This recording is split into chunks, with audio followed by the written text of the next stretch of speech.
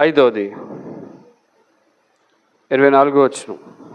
తండ్రి, నేను ఎక్కడ ఉందును నీవు నాకు అనుగ్రహించిన వారు.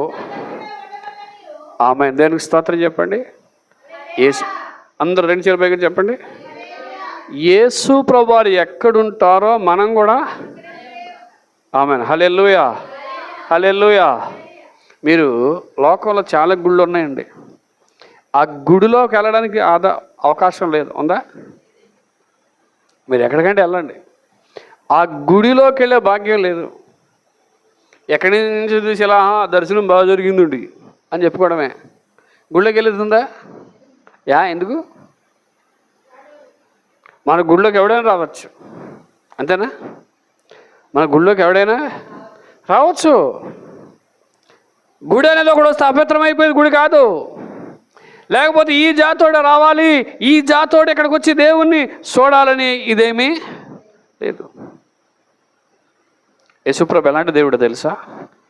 నేను ఎక్కడ ఉంటానో మీరు అక్కడ ఉండాలి. ఇది దేవుడు మనకి ఇస్తున్న భాగ్యం. హల్లెలూయా, హల్లెలూయా, హల్లెలూయా. నేను చాలాసార్లు యేసుప్రభు గురించి తలుచుకున్నప్పుడు ఆయనతో మనం కూర్చుండబెట్టే భాగ్యము, ఆయన మనతో ఉండే భాగ్యం ఒక ఉన్నత భాగ్యం అండి.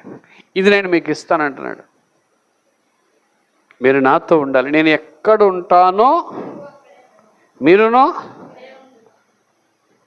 లోకంలో మనకి ఎక్కువ అవకాశాలు భూమి మీద ఒకరితో ఉండడానికి దొరకదు.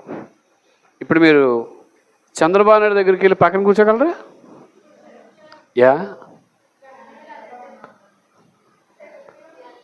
లోపలికి వెళ్ళడానికే ఇది కదా. నేను ఒకసారి పాస్టర్స్ మీటింగ్లో మాట్లాడుతూ క్రైస్తవ్యానికి ఉన్న గొప్పతనం ఏంటో తెలుసా? క్రైస్తవ్యంలో యేసయ్య ఇచ్చిన గొప్పతనం ఏంటో తెలుసా? ఒక దళితుడు గుళ్ళోకి వెళ్ళని స్థితిలో ఉంటే, ఒక దళితుడైనా ఎవరైనా సరే ఒక దళితుని పొదారు చేసి పాస్టర్గా నిలవబెట్టింది బైబిల్, మన యేసయ్య. దేవునికి స్తోత్రం కలుగును.